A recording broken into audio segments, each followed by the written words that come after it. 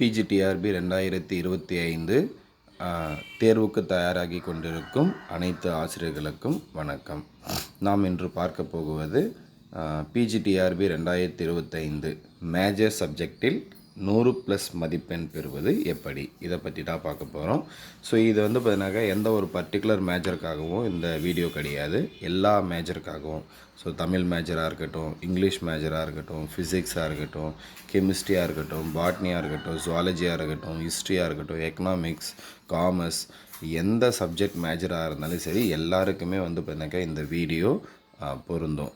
So welcome to Lotus NEET biology Tamil YouTube channel. So நான் போடுற video பிடிச்சிருக்குன்னு நினைக்கிறேன். வீடியோ பிடிச்சிருந்தால் மறக்காமல் சேனலை சப்ஸ்கிரைப் பண்ணுங்கள், வீடியோவை லைக் பண்ணுங்கள், பக்கத்தில் இருக்கிற பெல் பட்டனை ப்ரெஸ் பண்ணி வைங்க. அப்போ தான் நான் போடுற வீடியோ உங்களுக்கு உடனுக்குடன் கிடைக்கும். ஸோ வீடியோ பிடிச்சிருந்தால் மறக்காமல் உங்கள் ஃப்ரெண்ட்ஸுக்கும் ஷேர் பண்ணுங்கள். ஸோ அவங்களும் இந்த வீடியோவால் பார்த்தீங்கன்னாக்கா பலனடையட்டும். ஸோ வீடியோக்குள்ளே போகலாம். ஸோ ஃபஸ்ட்டு நம்ம எல்லாருமே கேட்டுக்கிட்டு இருக்கிறது பிஜிடிஆர்பி வருமா வராதா, ஸோ வந்தால் எப்போ வரும் அப்படின்றது தான் பார்த்தீங்கன்னாக்கா ஃபஸ்ட்டு கொஷினாக இருக்குது. ஸோ பிஜிடிஆர்பி வருமா வராதா அப்படின்னா வரும், அதில் எந்த மாற்றமும் கிடையாது. எப்போ வரும் அப்படின்றது தான் பார்த்தீங்கன்னாக்கா கொஷினாக இருக்குது. ஸோ எப்போ வரும் அப்படின்றது பார்த்தீங்கன்னாக்கா நம்ம எல்லாருமே சொல்லிகிட்ருக்கோம். டெட் எக்ஸாம் வந்த உடனே டெட் எக்ஸாமுக்கான நோட்டிஃபிகேஷன் அதோடைய அப்ளிகேஷன் ப்ராசஸ் எல்லாம் முடிஞ்ச உடனே நமக்கு பிஜிடிஆர்பிக்கான நோட்டிஃபிகேஷன் வரும் அப்படின்னு நான் சொல்லிகிட்ருக்கேன். ஸோ எப்போ வரும் அப்படின்னாக்கா மேபி நமக்கு டெட் எக்ஸாம் பார்த்தீங்கன்னாக்கா இந்த மந்த் எண்டுலேயோ, இந்த மந்த் எண்டுனா அது முடிஞ்சு போச்சு, நமக்கு பார்த்தீங்கன்னாக்கா 28 முடிஞ்சு போய் 29 வந்துடுச்சு, இன்னும் ஒரு நாள் தான் இருக்குது. ஸோ நெக்ஸ்ட் மந்த் வந்துடுது அப்படின்னு எடுத்துக்கிட்டோம்னாக்கா நமக்கு பார்த்தீங்கன்னாக்கா டிசம்பருக்குள்ளே நோட்டிஃபிகேஷன் வரும். ஸோ கொஞ்ச நாளைக்கு ஒரு 2 டேஸுக்கு முன்னாடி டிஆர்பி கவர்மெண்ட்டுக்கிட்ட பார்த்தீங்கன்னாக்கா நிதி பற்றாக்குறை இருக்குது, அதனால் பார்த்தீங்கன்னாக்கா டிஆர்பி எக்ஸாம் இதுக்கப்புறம் எதுவுமே நடக்காது அப்படின்னு பார்த்தீங்கன்னாக்கா ஒரு ரூமர் ஒன்று வந்துருச்சு. ஸோ அதை பார்த்த உடனே நம்ம எல்லோரும் என்ன பண்ணோம் அப்படின்னாக்கா படிக்கிறத ஸ்டாப் பண்ணிட்டோம். ஸோ யாரெல்லாம் படிச்சுட்டு இருந்தாங்களோ அவங்கெல்லாம் ஸ்டாப் பண்ணிட்டாங்க, யாரெல்லாம் எதிர்பார்த்து காத்துட்டு இருந்தாங்களோ அவங்க பார்த்தீங்கன்னாக்கா வெக்ஸ் ஆகிட்டாங்க. ஸோ இதுதான் நடந்தது.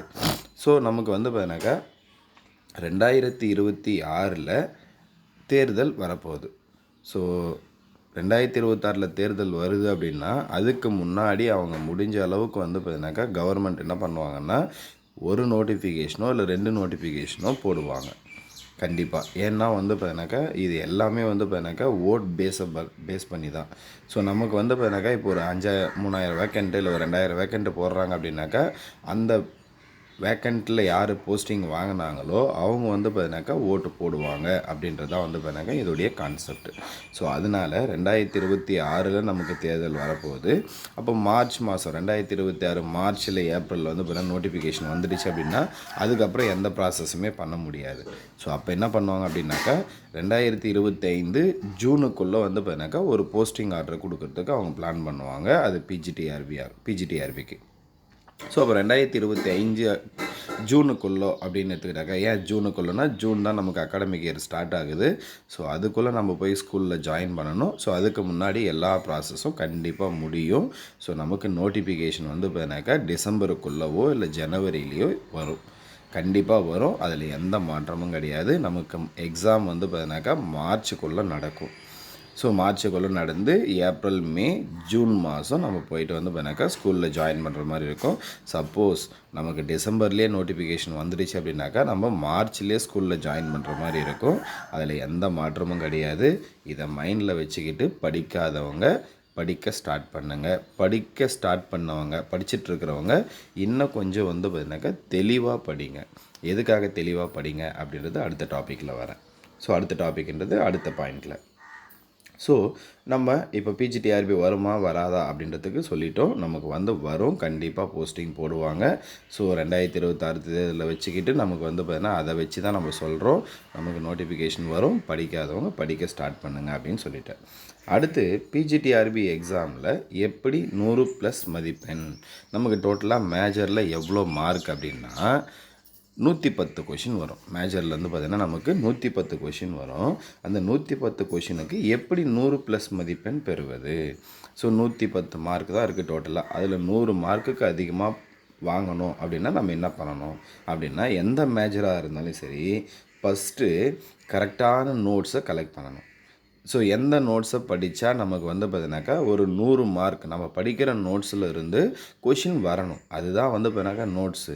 நம்ம ஏதோ ஒரு நோட்ஸை வாங்கி வச்சுக்கிட்டு படிச்சுட்டு அப்புறம் நான் படித்தது எதுவுமே வரலை அப்படின்னாக்கா அது தப்பு. ஃபஸ்ட்டு வந்து பார்த்தீங்கன்னா நம்ம நோட்ஸை வாங்கணும். எந்த நோட்ஸ் வந்து பார்த்தீங்கன்னாக்கா ஸ்டாண்டர்டாக இருக்கும். அது தமிழ் மீடியம் நோட்ஸாக இருக்கட்டும், இங்கிலீஷ் மீடியம் நோட்ஸாக இருக்கட்டும். என்னுடைய சஜஷன் மேக்ஸிமம் எனக்கு இங்கிலீஷ் நல்லா வரும் அப்படின்றவங்க இங்கிலீஷ் மீடியம் நோட்ஸை வாங்கி படிங்க. தமிழ் எனக்கு சரியாக வராது சார் இங்கிலீஷ் எனக்கு சரியாக வராது, இங்கிலீஷ் எனக்கு புரியாது, நான் எல்லாமே தமிழ் மீடியம் தான் படித்தேன் அப்படின்றவங்க நமக்கு நோட்டிஃபிகேஷன் வரத்துக்கு இன்னும் டைம் இருக்குது. ஸோ அதனால் நீங்கள் வந்து பார்த்தீங்கன்னாக்கா இங்கிலீஷ் மீடியம் நோட்ஸை வாங்கி அதில் லேர்ன் பண்ணிக்கோங்க. ஏன்னா மேக்ஸிமம் கொஷின் எடுக்கிறவங்க இங்கிலீஷ் நோட்ஸை பேஸ் பண்ணி தான் கொஷின் எடுப்பாங்க.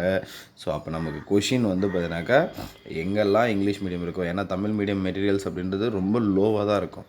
ஸோ அதில் கவர் ஆகுமானா கொஞ்சம் கஷ்டம்தான். ஸோ அதனால் வந்து பார்த்தீங்கன்னா மேக்ஸிமம் இங்கிலீஷ் மீடியம் நோட்ஸை படிக்கிறதுக்கு ப்ரிப்பேர் பண்ணுங்கள். ஸோ அப்போ பிஜிடிஆர்பி எக்ஸாமில் எப்படி 100+ மதிப்பெண் பெறுவதுன்றதில் நான் ஃபஸ்ட்டு பாயிண்ட் நான் சொன்னேன், நோட்ஸை கலெக்ட் பண்ணணும். அந்த நோட்ஸ் வந்து பார்த்தீங்கன்னாக்கா ஸ்டாண்டர்டாக இருக்கணும் அப்படின்னு சொன்னேன்.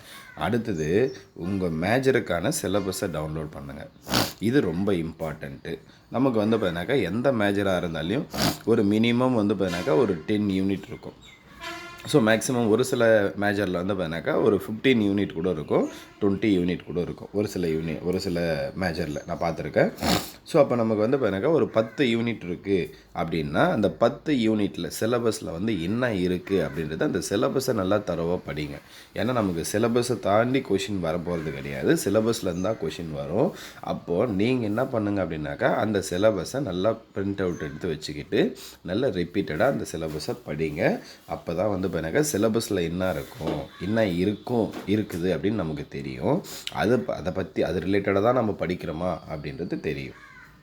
ஸோ அடுத்து ப்ரீவியஸ் இயர் கொஷின் வாங்கி வச்சுக்கோங்க. ப்ரீவியஸ் இயர் கொஷின் உங்களுடைய சீனியர்ஸ் யாராவது இருப்பாங்க பாஸ் பண்ணவங்க, அவங்கக்கிட்ட வந்து பார்த்தீங்கன்னாக்கா கலெக்ட் பண்ணி வச்சுக்கோங்க. இல்லை நீங்களே கூட ஒரு எக்ஸாமோ 2 எக்ஸாமோ எழுதியிருப்பீங்க, அதுக்கான கொஷின் பேப்பரை எடுத்து வச்சுக்கோங்க. அந்த கொஷின் பேப்பரை அனலைஸ் பண்ணணும். எப்படி அனலைஸ் பண்ணணும்? இப்போ நான் சிலபஸ் பிரிண்ட் அவுட் எடுத்து வைக்கணும்னு சொன்னேன்னா, அப்போ அந்த சிலபஸ் ப்ளஸ் நீங்கள் நோட்ஸ் வாங்கி வைக்கணும்னு சொன்னேன். அப்போ அந்த நோட்ஸ் ரெண்டுத்தையும் வச்சுக்கோங்க. இப்போ ப்ரீவியஸ் இயர் கொஷின், ஒரு இயர் கொஷின், இப்போ ஃபார் எக்ஸாம்பிள் லாஸ்ட்டாக நமக்கு எப்போ நடந்தது அப்படின்னா 2020 நடந்தது. அப்போ 2020 ஒரு எக்ஸாம் நடந்தது, அதுக்கான கொஷின் பேப்பரை எடுத்து வச்சுக்கிறீங்க.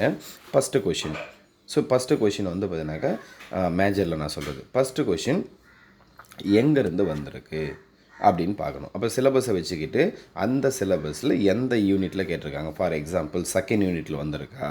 அப்போ செகண்ட் யூனிட் அப்படின்னாக்கா உங்களுடைய நோட்ஸ் எடுத்துக்கோங்க.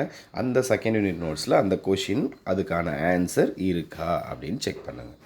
இதே மாதிரி ஒவ்வொரு கொஷினையும் செக் பண்ணுங்கள். செக் பண்ணும்போது நமக்கு ஒரு யூனிட்டில் எத்தனை கொஷின் வந்திருக்கும் அப்படின்னு தெரிஞ்சிடும். டோட்டலாக 110 கொஷின் இருக்குது. அந்த 110 கொஷினில் உங்களுடைய சிலபஸில் ஒரு 10 யூனிட் இருக்குன்னா ஃபஸ்ட் யூனிட்டில் ஒரு 10 கொஷின் வந்திருக்கு, செகண்ட் யூனிட்டில் ஒரு 15 கொஷின் வந்திருக்கு, தேர்ட் யூனிட்டில் 7 கொஷின் தான் வந்திருக்கு, ஃபோர்த் யூனிட்டில் வந்து பார்த்தீங்கன்னாக்கா 12 கொஷின் வந்திருக்கு. இந்த மாதிரி வந்து பார்த்தீங்கன்னாக்கா டோட்டலாக 110 கொஷினுக்கும் நீங்கள் வந்து பார்த்தீங்கன்னாக்கா ஒரு எந்தெந்த யூனிட்டில் எத்தனை கொஷின் வந்திருக்கு அப்படின்னு எழுதி வச்சுக்கோங்க. ஸோ இது நம்ம பண்ண வேண்டிய அடுத்த விஷயம். ஸோ நெக்ஸ்ட்டு என்ன பண்ணணும் அப்படின்னா, ப்ரீவியஸ் இயர் கொஷின் பேப்பரை வச்சுக்கிட்டு நம்மக்கிட்ட இருக்கிற மெட்டீரியலோடு செக் பண்ணணும்னு சொன்னேன். அதே மாதிரி யூனிட் வைஸ் வந்து பண்ணாக்க எவ்வளோ கொஷின் வரும் அப்படின்னு எடுத்துக்கணும்னு சொன்னேன். இப்போ என்ன பண்ணுங்க அப்படின்னா, அடுத்து எந்த யூனிட்டில் மோர் நம்பர் ஆஃப் கொஷின்ஸ் வந்திருக்கு அப்படின்றத ஃபஸ்ட்டு பார்க்கணும். இப்போ ஃபார் எக்ஸாம்பிள் வந்து பண்ணாக்க 8th யூனிட்டில் 14 கொஷின் வந்திருக்கு ஹையஸ்ட்டு, இல்லை 15 கொஷின் வந்திருக்கு ஹையஸ்ட் அப்படின்னா அந்த யூனிட்டை ஃபஸ்ட்டு படிக்க ஸ்டார்ட் பண்ணுங்கள். ஸோ இது ஒரே ஒரு கொஷின் பேப்பரை வச்சுக்கிட்டு முடிவுக்கு வர்றது கிடையாது. நம்ம குறைஞ்சது ஒரு 3 இல்லை 4 கொஷின் பேப்பரை வச்சுக்கிட்டு அனலைஸ் பண்ணிக்கிட்டு எந்த யூனிட்டில் நமக்கு அதிகமான கொஷின்ஸ் வந்திருக்கு அப்படின்றத வச்சுக்கிட்டு நீங்கள் படிக்க ஸ்டார்ட் பண்ணு. அதே மாதிரி ஒரு யூனிட்டில் 15 கொஷின் வந்திருக்கு அப்படின்றதுக்காக அதை எடுத்து படிக்கணுன்றது கிடையாது. எந்த யூனிட் ஈஸியாக இருக்குது அதை சூஸ் பண்ணுங்கள். ஏன்னா வந்து இப்போ நம்ம ஃபஸ்ட்டு எடுத்த உடனே கஷ்டமாக இருக்கக்கூடிய ஒரு சப்ஜெக்டை படிக்க ஆரம்பிச்சிட்டிங்க அப்படின்னாக்கா அப்போவே வெக்ஸ் ஆகிடுவீங்க. என்னடா இது நமக்கு எதுவுமே புரியலையே, இதை படித்து முடிக்கவே முடியலையே அப்படின்ற மாதிரி ஆகிடும். ஸோ அப்போ நீங்கள் என்ன பண்ணுங்கள் அப்படின்னா, நம்பர் ஆஃப் கொஷின்ஸ் அதிகமாகவும் இருக்கணும், அட் த சேம் டைம் ஈஸியாகவும் இருக்கணும். எப்போவுமே ஈஸி டு ஹார்ட் அப்போ தான் வந்து பண்ணாக்கா நமக்கு வந்து ஈஸியாக படிக்க முடியும். ஸோ அப்போ ஈஸியாக இருக்கிற யூனிட்டை சூஸ் பண்ணுங்கள். அதில் நம்பர் ஆஃப் கொஷின்ஸ் அதிகமாக இருக்கணும். அப்போ ஒரு யூனிட்டோடைய மெட்டீரியல் எத்தனை பேஜ் இருக்குது அப்படின்னு கவுண்ட் பண்ணுங்கள். ஒரு நாளைக்கு நமக்கு இன்னும் நோட்டிஃபிகேஷன் வரதுக்கு டேட் இருக்குது, இன்னும் நோட்டிஃபிகேஷன் வரலை. ஸோ அப்போ நீங்கள் என்ன பண்ணுங்கள் அப்படின்னாக்கா, வீட்டிலையே இருக்கிறேன், நான் வெறும் பிஜிடிஆர்பிக்கு மட்டும்தான் படிக்கிறேன் அப்படின்றவங்க ஒரு நாளைக்கு அட்லீஸ்ட் ஒரு 10 பேஜாவது படிங்க. ஏன் 10 பேஜ் அப்படின்னு சொல்கிறேன்னா, ஒரு கோத்ரோ பண்ணுங்கள். ஸோ ஒரு கோத்ரோ அப்படின்றது வந்து பண்ணாக்கா படித்து முடிச்சிடுங்க ஒரு முறை. ஏன்னா அப்போ தான் அதில் என்ன இருக்குதுன்னு தெரியும். நம்ம ஒரே லைனே இல்லை ஒரே பேராகிராஃபே உட்காந்து நமக்கு புரியலன்னு படிச்சுட்டு அந்த யூனிட்டில் அந்த மெட்டீரியலில் என்ன இருக்குதுன்னு நமக்கு தெரியாமல் போயிடும். ஸோ அப்போ நீங்கள் என்ன பண்ணுங்கள் அப்படின்னாக்கா, ஒரு நாளைக்கு ஒரு 10 பேஜாவது படிக்கணும். ஒரு முறை படித்து முடிச்சிடுங்க. அடுத்து என்ன பண்ணுங்கள், செகண்ட் டைம் படிங்க, அடுத்து தேர்ட் டைம் படிங்க, அடுத்து ஃபோர்த் டைம் படிங்க, அடுத்து 5th டைம் படிங்க. இந்த மாதிரி வந்து பார்த்தினாக்கா ஒரு 5 முறை படிச்சிட்டிங்க அப்படின்னாக்கா உங்களுக்கு அந்த 10 பேஜ் அப்படின்றது வந்து பார்த்தினாக்கா ஃபெமிலியர் ஆகிடும். சார் இந்த 10 பேஜை நான் வந்து பார்த்தீங்கன்னா 5 டைம் படிக்கிறதுக்கு 5 நாள் போயிடுச்சுன்னா நான் எப்படி கவர் பண்ணுறது அப்படின்னு இருக்கும். ஸோ ஃபஸ்ட்டு முறை படிக்கும்போது உங்களுக்கு ஒரு நாள் ஆகும். செகண்ட் முறை நீங்கள் ரிவிஷன் தான் பண்ண போகிறீங்க. எந்தெந்த இடத்துல வந்து பார்த்தீங்கன்னா இம்பார்ட்டன்ட் பாயிண்ட் வந்துருக்குன்னு அண்டர்லைன் பண்ணி வச்சுடுவீங்க. செகண்ட் டைம் நீங்கள் ரிவிஷன் தான் பண்ண போகிறீங்க. அப்போ ரிவிஷன் பண்ணும்போது உங்களுக்கு டைம் டியூரேஷன் லோவாக தான் தேவைப்படும். அப்போ நீங்கள் வந்து பார்த்தீங்கன்னாக்கா செகண்ட் டே அடுத்த 10 பேஜ் ஸ்டார்ட் பண்ணதுக்கு முன்னாடி இந்த 10 பேஜ் படிச்சிங்க இல்லையா, அதை ஒரு முறை கோத்ரோ பண்ணிவிட்டு அதுக்கப்புறமா தான் செகண்ட் 10 பேஜுக்கே போகணும். சரி, நான் வேலைக்கு போயிட்டுருக்கேன் சார், நான் எப்படி சார் படிக்கணும் அப்படின்னா, நமக்கு லோ டைம் தான் கிடைக்கும். ஒரு நாளைக்கு ஒரு 4 ஹவர்ஸோ இல்லை ஒரு 3 ஹவர்ஸோ கிடைக்கும். ஸோ அந்த டைமில் நம்ம ஒரு நாளைக்கு அட்லீஸ்ட் ஒரு 4 இல்லை 5 பேஜாவது படிக்கணும். ஸோ அப்போ தான் நம்ம என்ன பண்ண முடியும் அப்படின்னாக்கா கவர் பண்ண முடியும். கவர் பண்ணது எல்லாத்தையும் ஞாபகம் வச்சுக்க முடியும். ரொம்ப இம்பார்ட்டன்ட், படிக்கிறது இம்பார்ட்டன்ட் எவ்வளவோ அதே அளவுக்கு அதை ஞாபகம் வச்சுக்கணும். ஸோ அதுதான். அதுக்கு அடுத்தது இன்னொரு இம்பார்ட்டன்ட் பாயிண்ட்டு, நான் குறைஞ்சது ஒரு 5 முறையாவது ரிவிஷன் பண்ணோன்னு சொல்லியிருக்கேன். ஸோ அப்போ வந்து இப்போ ஃபஸ்ட்டு முறை படிச்சிட்டிங்க, செகண்ட் முறை படிச்சிட்டிங்க, தேர்ட் முறை படிச்சிட்டிங்க. அடுத்து வந்து இப்போ போயிட்டே இருக்கீங்க. திரும்ப ஒரு வாரம் கழிச்சு என்ன பண்ணால் ஆல்ரெடி நம்ம படிச்சிருக்கு இல்லையா, அதை இன்னொரு முறை கோத்ரோ பண்ணணும். ஸோ இந்த மாதிரி நீங்கள் அப்பப்போ கோத்ரோ பண்ணிக்கிட்டே இருந்தீங்கன்னா நீங்கள் படித்த இம்பார்ட்டன்ட் பாயிண்ட்டு, நீங்கள் படித்தது எல்லாம் உங்களுக்கு ஞாபகம் இருக்கும். அப்போ ஈஸியாக நம்ம எக்ஸாம் வரும்போது வந்து இப்போ நம்ம 100+ மார்க்கு எடுக்க முடியும். சரி, ரொம்ப இதுக்கப்புறம் இன்னொரு பாயிண்ட்டு. ஸோ நான் ஃபாலோ பண்ணுற ஒரு மெத்தட் என்ன பண்ணுவோம் அப்படின்னா, இப்போ ஒரு 5th யூனிட் நான் சூஸ் பண்ணுறேன். அந்த 5th யூனிட்டில் இதுக்கு முன்னாடி எத்தனை கொஷின் பேப்பர் நான் அனலைஸ் பண்ணி வச்சுருப்பேன். நான் என்ன பண்ணுவேன்னா, கொஷின் பேப்பர் எங்கிட்ட ஒரு 5 கொஷின் பேப்பர் இருக்குது. அந்த 5 கொஷின் பேப்பரை நான் எடுத்து யூனிட் வைஸ் கொஷின்ஸ் எழுதிப்பேன். இப்போ 5th யூனிட்டில் ஃபஸ்ட்டு கொஷின் பேப்பரில் 10 கொஷின் இருக்குது, செகண்ட் கொஷினில் 12 கொஷின் இருக்குது, தேர்ட் கொஷினில் 14 கொஷின் இருக்குது. இந்த மாதிரி மொத்த கொஷின்ஸையும் எழுதி வச்சுப்பேன். ஏன்னா நான் கொஷின் பேப்பரை திரும்ப எடுத்து பார்க்கவே மாட்டேன். ஏன்னா ஒரு 5th யூனிட் எடுத்தேன்னா என்னென்ன கொஷின் இருக்குதுன்னு தேடணும். கொஷின் பேப்பர் எடுத்தேன்னா நான் தேடுறதுக்கு எனக்கு டைம் வேஸ்ட்டாக போகும். ஸோ அப்போ நான் எழுதி வச்சுப்பேன். எழுதி வச்சுக்கிட்டு எந்த டாப்பிக்கில் அதிகமாக நம்பர் ஆஃப் கொஷின்ஸ் வந்திருக்கு, ரிப்பீட்டடாக வந்திருக்கு, இல்லை எந்தெந்த டாப்பிக்லலாம் கொஷின் கேட்டிருக்காங்க, அந்த டாப்பிக்கை சூஸ் பண்ணிவிட்டு அதை படிக்க ஆரம்பிச்சிடுவேன். அப்போ 5th யூனிட்டில் வந்து பார்த்தீங்கன்னா நான் குறைஞ்சது வந்து பார்த்தீங்கன்னா ஒரு 20 டாப்பிக்காவது படிப்பேன். நமக்கு அதிகபட்சம் கொஷின் கேட்கறதே எவ்வளோனாக்கா ஒரு 12 15 கொஷின்ஸ் தான் கேட்பாங்க ஒரு யூனிட்டில். ஸோ அப்போ நான் வந்து பார்த்தீங்கன்னாக்கா 20 டாபிக் படிச்சிருக்கேன் அப்படின்னா அதில் 8 10 டாப்பிக்கான கொஷின்ஸ் வந்துடும். அப்போ நான் வந்து பார்த்தீங்கன்னா ஈஸியாக என்ன பண்ண முடியும், 10 கொஷின்ஸை எடுத்துருவேன். அப்போ 15 கொஷின் வருதுன்னா 10 கொஷின் ஈஸியாக எடுத்துருவேன். அப்போ பேலன்ஸ் இருக்கிறது என்ன இருக்குது, 5 கொஷின் தான் இருக்குது. அப்போ நான் அந்த யூனிட்டை திரும்ப ரிவைஸ் பண்ணேன்னா அந்த 5 கொஷினும் கவர் ஆகிடும். ஸோ இதே மாதிரி ஒவ்வொரு யூனிட்டையும் படிக்கணும். நோட்டிஃபிகேஷன் வரத்துக்கு முன்னாடி ஒரு முறை 10 யூனிட்டையும் தரவாக படித்து முடிச்சுட்ருக்கணும். ஸோ அப்போ தான் வந்து பார்த்தீங்கன்னா நம்மளால் என்ன பண்ண முடியும் அப்படின்னா 100 மார்க்குக்கு அதிகமாக வாங்க முடியும். 110க்கு நம்ம எந்த மேஜராக இருந்தாலும் சரி, நமக்கு கட் ஆஃப் அப்படின்றது வரதே 100க்கு மேலே நீங்கள் மார்க் எடுத்துட்டிங்கன்னா maximum posting confirm, except Tamil, English, maths. ஏன்னா இதில் மட்டும் வந்து வேணாக்கா காம்படிஷன் கொஞ்சம் ஹெவியாக இருக்கும். நான் உங்களுக்கு அடுத்தடுத்த வீடியோவில் எவ்வளோ கட் ஆஃப் வந்திருக்கு இதுக்கு ப்ரீவியஸ் இயரில் அப்படின்றதும் போடுறேன். நான் உங்களுக்கு ஒவ்வொரு மேஜர் வைஸ் போடுறேன். ஸோ அப்போது நீங்கள் எவ்வளோ மார்க் எடுத்தால் நமக்கு போஸ்டிங் கிடைக்கும் அதை டார்கெட் வச்சுக்கோங்க. மேக்ஸிமம் மார்க்கு நமக்கு வந்து பார்த்தீங்கன்னா ஒரு போஸ்டிங் வேணும். ஒரே ஒரு போஸ்டிங் தான் நம்ம வாங்க போகிறோம். ஒரே ஒரு சீட் தான் நமக்கு தேவை. ஸோ அப்போ நம்ம என்ன பண்ணோம் அப்படின்னா அந்த டாப் மார்க் என்னவோ அதை எய்ம் பண்ணிவிட்டு படிக்க ஆரம்பித்தோம்னா இந்த மாதிரி படிச்சிங்க அப்படின்னா கண்டிப்பாக வரக்கூடிய பிஜிடிஆர்பி எக்ஸாமில் நம்மளுடைய மேஜரில் 100 மார்க்குக்கு அதிகமாக வாங்கலாம் அவுட் ஆஃப் 110.